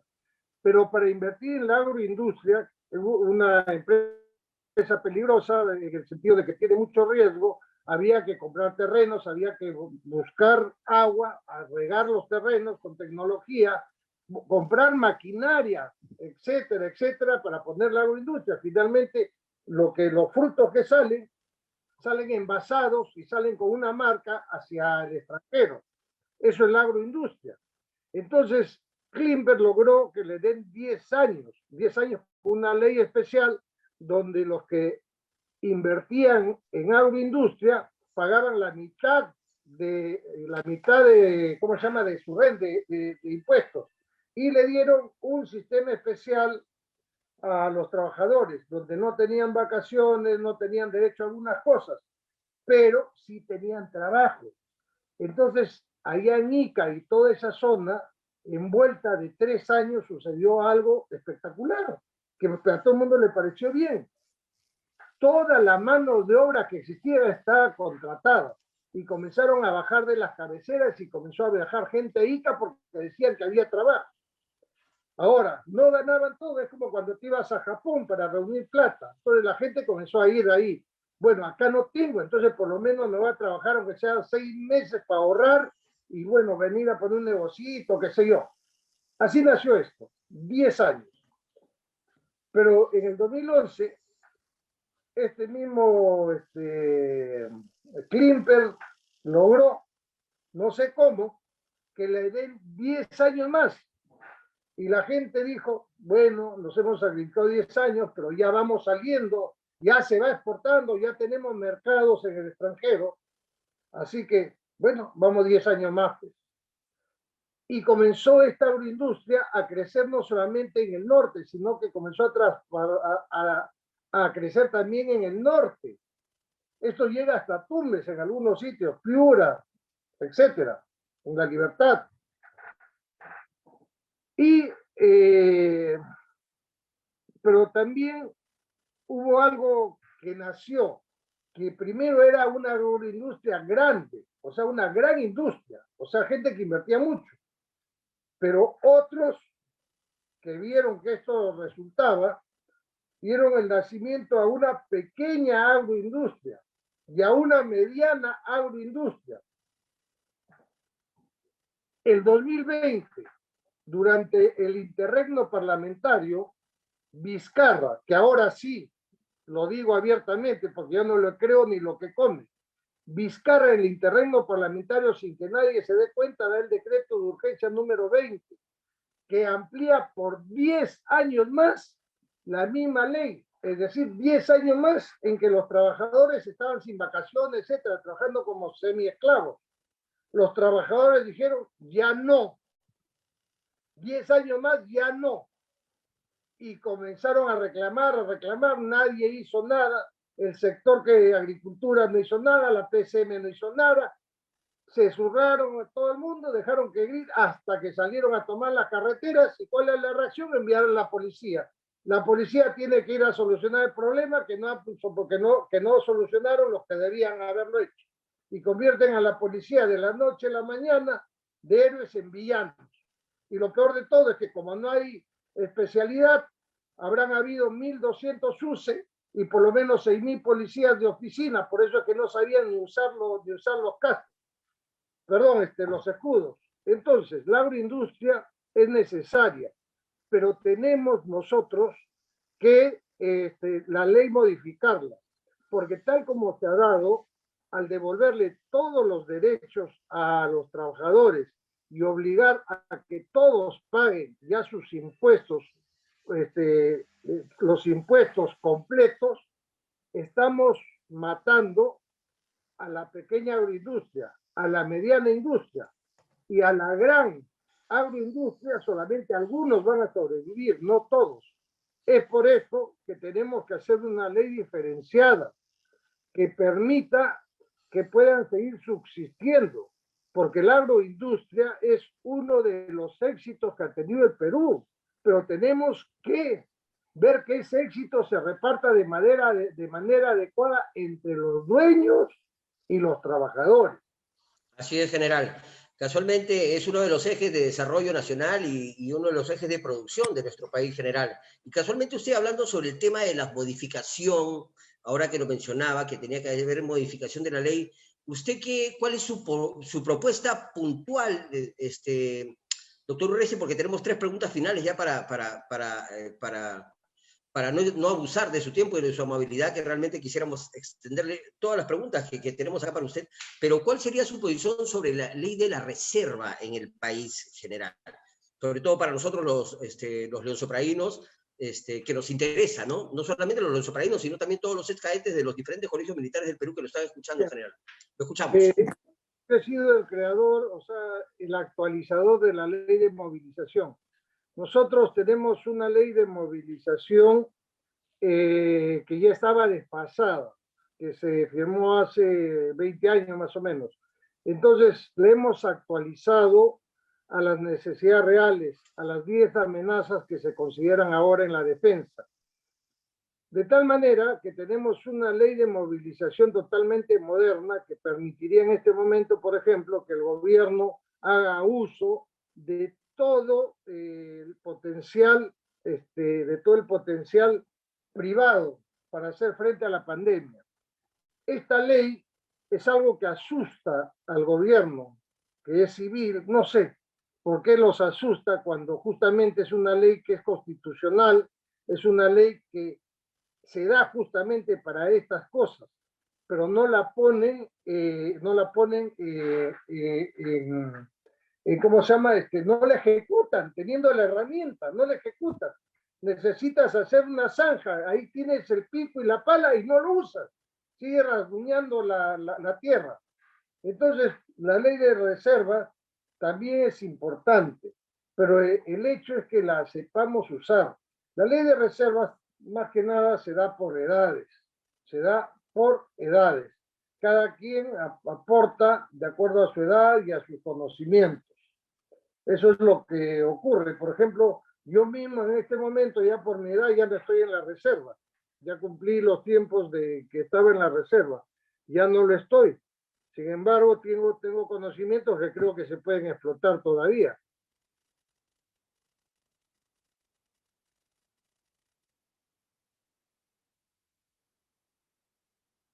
Así es, general. General, dos preguntas muy puntuales y son sobre los temas que yo sé que a usted le va a agradecer responder. Uno, sobre el tema de seguridad pública y seguridad ciudadana, señor. Usted es especialista, es militar, retirado, ha trabajado en la lucha antisubversión, ha sido ministro del Interior, tiene propuestas muy interesantes. Quisiéramos saber cuáles son sus propuestas puntuales para combatir no solamente la delincuencia y la criminalidad, sino también sobre el tema regulador y sancionador, ¿no? El tema penal contra los crímenes y diferentes delitos de nuestro país que quedan impunes, general.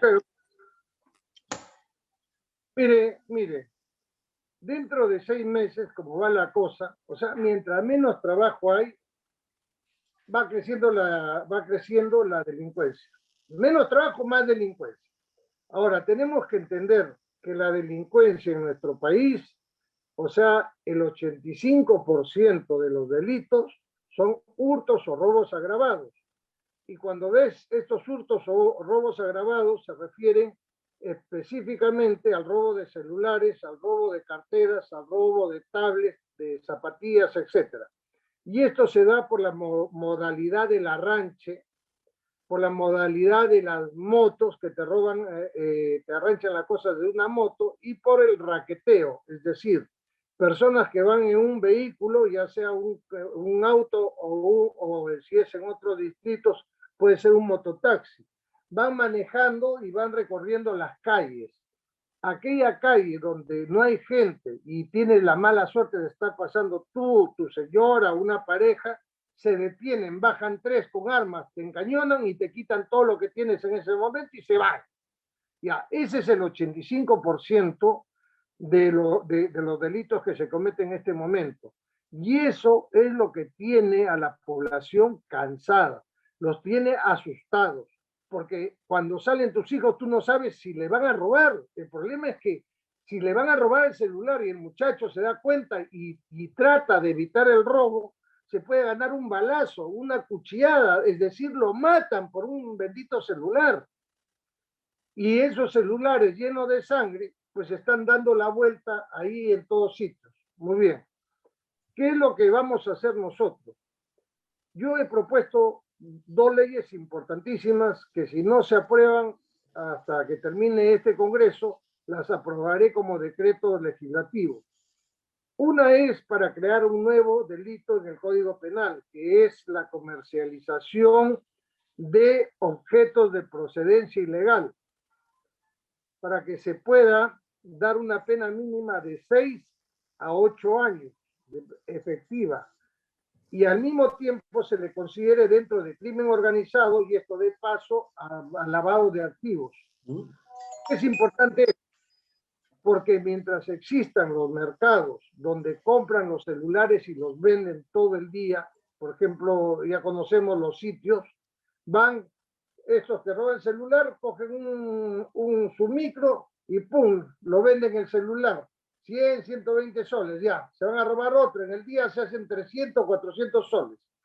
Normalmente para pasta, son fumones, y otros que, bueno, es su estilo de vida, robar celulares o estas cosas. Pero esa persona está cometiendo un delito de receptación, y por receptación no hay ni siquiera detención, porque es un delito que solamente tiene una pena máxima de 2 años. Entonces la policía, nadie le puede hacer nada, por eso es que no se puede hacer nada contra esta gente. Es por eso que se necesita este nuevo delito. ¿Qué propone, Número 2, general? ¿Qué propone, general? Yo he presentado una ley para crear un nuevo delito que se llama comercialización de objetos de procedencia ilícita, que permite considerarlos como organización criminal y también meterle la ley de lavado de activos, porque a esta gente, ahí sí los podrías detener, meter presos y quitarles todo lo que tengan, casas, carros y todo lo que tengan, porque no van a poder demostrar de dónde es que han sacado la plata para comprarla. ¿Me entiendes? Una pausa ahí, en ese punto, general, si me permite, disculpe la interrupción. Ahí se terminaría con el famoso delito de menor cuantía que no tiene sanción ni tiene pena, general. Eso es lo que queremos hacer, porque la receptación, por ejemplo, que compra y vende, lo que se le llama receptación, y la receptación tiene solamente 2 años de pena, y no es privativa. Entonces, eso ya.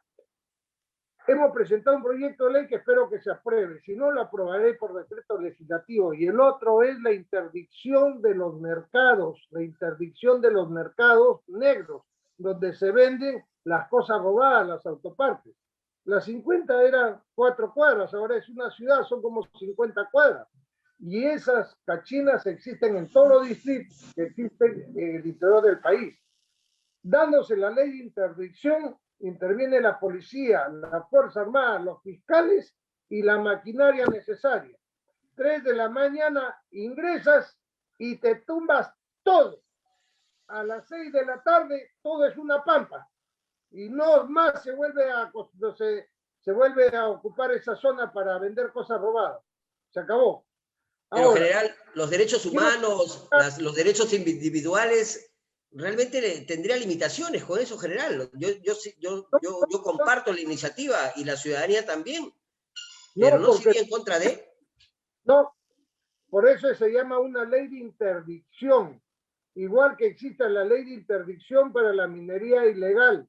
Yo cuando estaba de alto comisionado, me volaba maquinaria, que cada maquinaria costaba 3, 4 millones de dólares. Ha habido días en que me he volado más de 50 millones de dólares en maquinaria, porque estaban al servicio del crimen. Y eso lo decidía el fiscal. Y mucha gente decía, ¿y por qué no lo decomisan? ¿Por qué no se lo entregan a las municipalidades?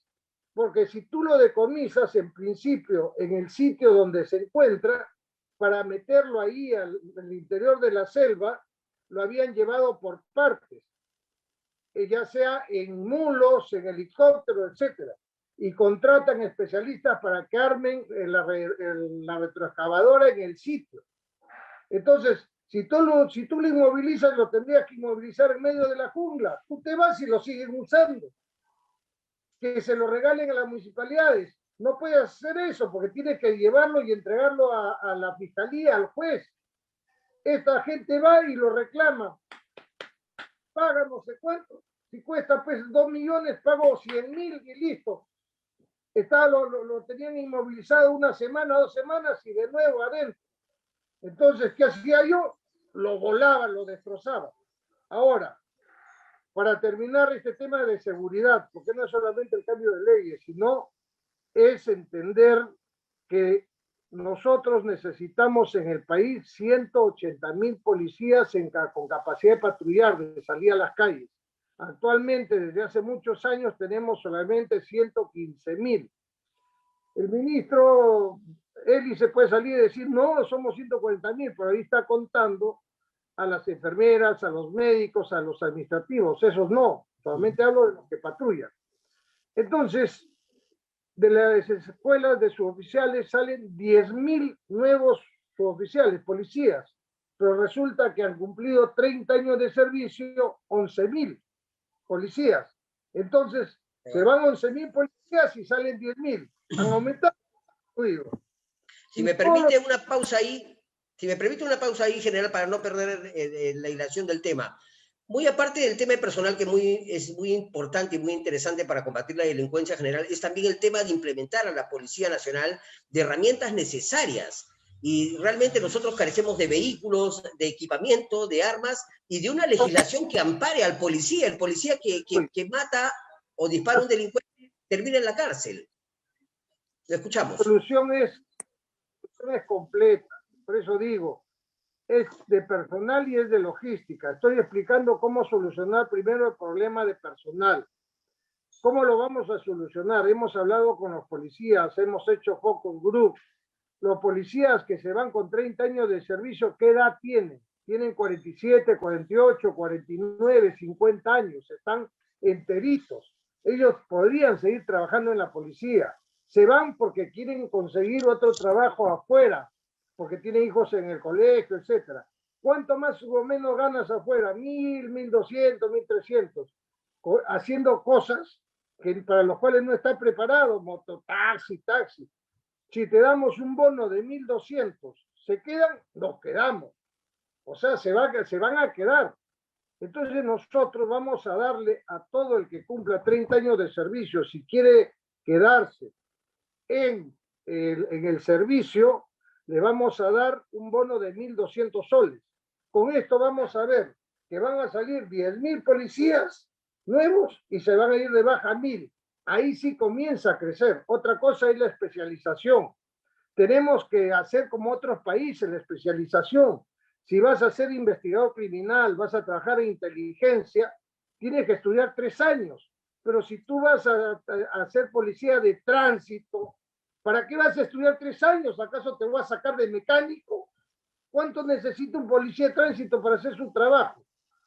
6 meses, 1 año. En otros países, como Estados Unidos, los que van a los patrulleros, etcétera, ese tipo de policía que van en patrullero por la calle con uniformado, ellos salen con 6 meses de preparación. Y si quieren ir ascendiendo, pasar a ser investigadores, etcétera, van estudiando cursos y van presentándose a exámenes. El que aprueba, lo ascienden y lo pasan a otra especialidad. Es lo que tenemos que hacer acá. Así es, general. Acá, la parte logística. ¿Qué es lo que necesita la policía? Necesita comprar 150.000 pistolas. Cada pistola, una pistola de calidad, cuesta $700. Si la compramos 150.000, seguro que la vamos a conseguir en $500. Y pero tiene que comprar el policía, perdón, en ese punto general, ¿por qué el policía tiene que comprar el armamento y sus municiones para combatir a la delincuencia y la criminalidad? Es increíble, eso solamente pasa en el Perú. Vuelvo a repetir, porque ningún presidente hasta la fecha ha tenido la libertad de determinar la prioridad en el gasto.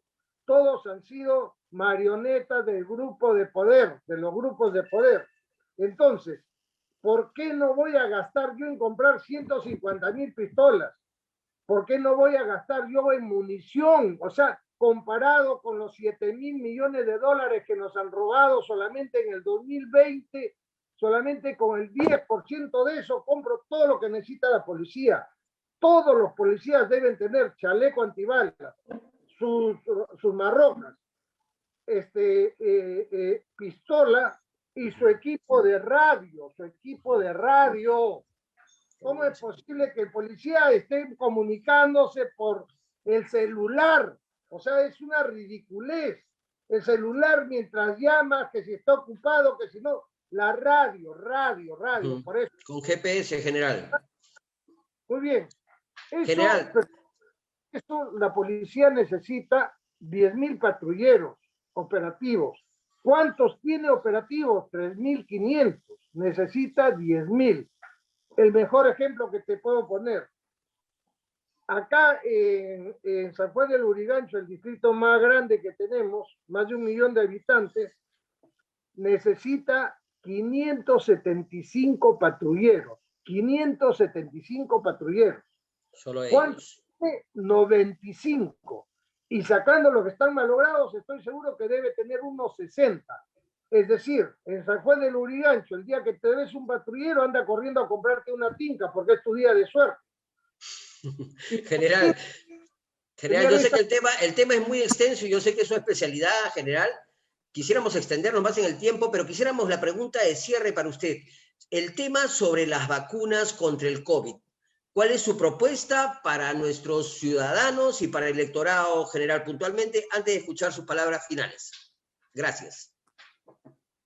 Las vacunas tienen que ser en principio todas gratis. gratuitas. Número 2, apenas estemos en el gobierno vamos a averiguar el secreto de los precios, porque nadie sabe los precios. Y todo apunta a que ahí ha habido corrupción. Todo apunta a eso. Solamente, o sea, se amarraron con las vacunas chinas y a todo lo demás les dieron forata. Ahí, para mí, que ha habido corrupción. Eso se tiene que averiguar. Pero lo que sí es claro es que tenemos que vacunar a todos los que quieran vacunarse. Tenemos que hacer campañas para animar a la gente a que se vacune. Y tenemos que lograr que se vacune, si es posible, todos los peruanos en el menor tiempo. Por eso te podemos usar al sector privado. Otra cosa que es importantísimo. El sector privado, las grandes industrias, quieren en este momento traer vacunas para vacunar a sus trabajadores, a la familia de los trabajadores, porque están trabajando de manera presencial fábricas. O sea, en la fábrica no puedes trabajar presencial, pues si tienes que estar moviendo la máquina, tienes que hacer cosas. Y ellos están desesperados. Entonces dicen, yo puedo comprar las vacunas y vacunar tengo 800 trabajadores y por trabajador tienen 5 familiares. Yo los vacuno a todos gratis y aparte, por cada vacuna que yo traiga, regalo una al Estado. Digo yo, eso no tiene lógica. Eso no tiene lógica, sino que acá piensan como zurdos, o sea, de la izquierda ultra. No. Primero se vacunan los más pobres que no sé qué. ¿Por qué? Porque los ricos siempre son los que... Nada. Lo que están haciendo, lo que estarían es colaborando en que nos vacunemos más rápido para salir de la pandemia. Porque lo importante es que las vacunas no se vendan. No podemos permitir que hayan privados que traigan vacunas para que se vendan, para que tengan precio. No. Solamente el número de vacunas que necesitan para sus trabajadores, para la familia de sus trabajadores, nada más. Y tienen que aplicarse gratuitamente. Y por cada vacuna que traigan, que den una al Ministerio de Salud. Entendemos entonces, general, entendemos de que entonces usted no está de acuerdo con la opción de libre mercado para la comercialización de vacunas, porque casualmente se discute sobre el monopolio que existe actualmente, general. Explíquenos, por favor. Son declaradas un elemento esencial. Entonces, todo aquello que es esencial queda fuera del libre mercado. ¿Me entiendes? Porque imagínate tú, lo que sí sería un desastre es permitir que hayan empresas privadas que traigan vacunas, no para vacunar a sus trabajadores, sino para vender. ¿Quién se va a vacunar primero? El mejor postor, pues. O sea, no, yo tengo $10,000, dame la vacuna, yo te doy $10,000, porque tienen plata. O sea, eso sí está mal. Por eso digo, el principio básico es que la vacunación tiene que ser gratis, porque si trae vacunas para vender, entonces sí es el caos. Ahí sí tendría razón la gente de quejarse. Ahí sí podrían decir toda la vida, nosotros los pobres, jodidos, y los que tienen plata sí ya se pagan. Pero mientras vacunas sean gratis, no hay problema. General, pero entonces hay una contraposición ahí, porque el gobierno está nada más permitiendo y autorizando la vacunación con la vacuna china. Sin embargo, hay mucho cuestionamiento sobre la efectividad de la vacuna.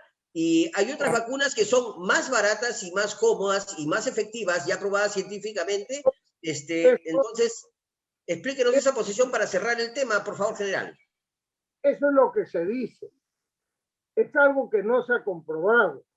Solamente se va a comprobar cuando se hagan públicos los contratos, cuando podamos saber cuánto se está pagando por la vacuna y se pueda saber cuánto cuestan las otras vacunas.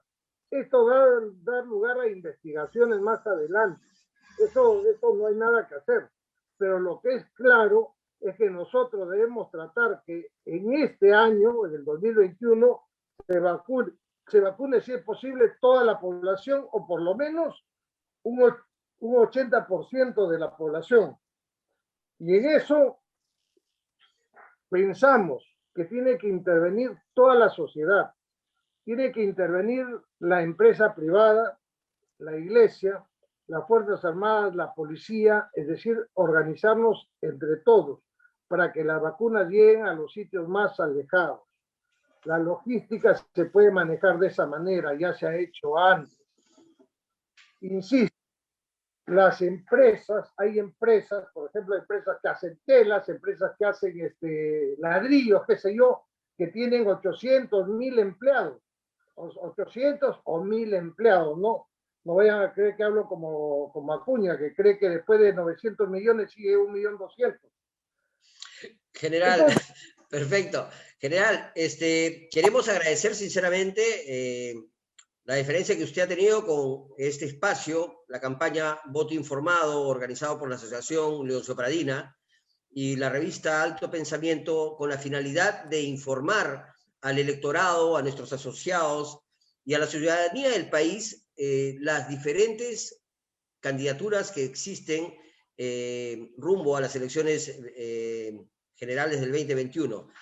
Queremos escuchar sus palabras finales de despedida y por qué votar por el general Daniel Urresti. Te escuchamos, señor. Bien, muchas gracias. Miren, la vida me ha tratado de diferentes maneras, pero si algo me ha dado es experiencia. Y he ganado gran experiencia. No digo, todos ustedes saben que en el ejército llevamos muchos cursos, estudiamos bastante, pero aparte me he dado tiempo para estudiar en la universidad y llevar mi maestría. Y he trabajado en el ejecutivo, he trabajado en puestos muy importantes, he trabajado también como gerente de seguridad ciudadana en un distrito. Todo es trabajo, nunca me he avergonzado de ningún trabajo. Y eso me ha hecho conocer cómo funciona el Estado en todos los niveles y cómo está la corrupción en todos los niveles. Cómo en el Callao se permite abiertamente que entre la droga y que salga en los barcos, bajo conocimiento de... Bueno, en fin, hay muchas cosas que se pueden solucionar rápidamente, pero para eso se necesita una cosa importante, que no voten por el candidato que venden los medios, porque los medios pertenecen a los grupos de poder. Los grupos de poder, los dueños de las AFP, de los bancos, son también los dueños de los canales de televisión, de los medios. Y ellos a sus candidatos los exhiben, les hacen entrevistas, pero de esas entrevistas que parecen té de tías. Y dime qué piensas hacer. Va a Urresti y a Urresti lo quieren matar, lo quieren destrozar. Es más, jamás me invitan. Y el día que me invitan, yo tengo que ir preparado mentalmente para ganarle al periodista, para poder, entre el ataque, poder decir alguna de mis ideas. Y lo peor de todo es que en estos momentos el ataque que viene hacia mi persona de estos grupos de poder demuestra una sola cosa, que yo estoy en segunda vuelta, tal como lo estamos nosotros pronosticando en nuestras propias encuestas. Estoy en segunda vuelta. El voto que ustedes hagan tiene que ser de conciencia. Si de verdad quieren que haya un cambio, tienen que elegir un presidente que tenga el coraje y los pantalones de no solamente enfrentarse a la mafia, sino a los grupos de poder, que las mafias nos roban, pero no nos roban la cantidad que nos roban los grupos de poder. Los grupos de poder se llevan la plata en camiones, en trenes, ¿me entienden? Las mafias, o sea, nos roban más que el narcotráfico, más que la minería ilegal, más que la tala ilegal. Los grupos de poder nos roban haciendo obras que a nadie les interesa y nos roban de manera legal, que es lo peor. Entonces, escojan ustedes a un presidente que sea capaz de enfrentarse a estos grupos de poder, que pueda cambiar el Poder Judicial, que pueda cambiar al Ministerio Público, que pueda darle lo que requiere la Contraloría para que fiscalice realmente bien, que pueda, sin miedo y sin temor a nada, pueda establecer en qué gastar el dinero de los peruanos, cuál es la prioridad, en qué se debe gastar. Tenemos 900 obras paralizadas. tenemos que hacer una revolución en la educación, tenemos que hacer una revolución en la salud y estamos dispuestos porque sabemos cómo hacerlo y dónde está el dinero. Yo espero que este 11 de abril marquen mi rostro con una X, mi foto, y también marquen la 2P de Podemos Perú. Les agradezco mucho esta invitación y recuerden que hasta ahora me podrán decir de todo, podrán sacar todos los refritos que quieran, pero nadie se ha atrevido ni se atreverá a decir que Urresti es ladrón, que Urresti ha robado en un momento o que Urresti es corrupto. Podrán decirme que me he hecho votos, que no sé por qué. Podrán decirme que me pinto el pelo. Podrán decirme, sacarme el refrito de bustillos y qué sé yo. Pero jamás nadie podrá decir que yo soy corrupto o que me he robado algo. Y eso es lo más importante, porque morir así. Perfecto, general. Muchas gracias. Muchas gracias, general. Le queremos agradecer sinceramente su participación, su tolerancia y compartir con nosotros sus ideas, sus propuestas y su plan de gobierno. Y queremos agradecerle en nombre del presidente de la Asociación Luso-Pradina, el señor Luis Herrera, asimismo a nombre del señor Carlos Corbeto, que es director de Relaciones Públicas, y el equipo organizador de esta campaña, Voto Informado, el señor Juan Gallo, y un servidor de ustedes, Enrique Rodríguez, director de la revista Alto Pensamiento, su participación en este debate y en esta polémica en la cual hemos conocido un poco más de su persona y su propuesta general, Urresti. Muy agradecido por su atención y por su participación, y a todos ustedes, amigos, muchas gracias y los esperamos en una nueva edición de Voto Informado aquí en la Asociación Luso-Pradina. Muy buenas noches. Buenas noches. Buenas noches, general.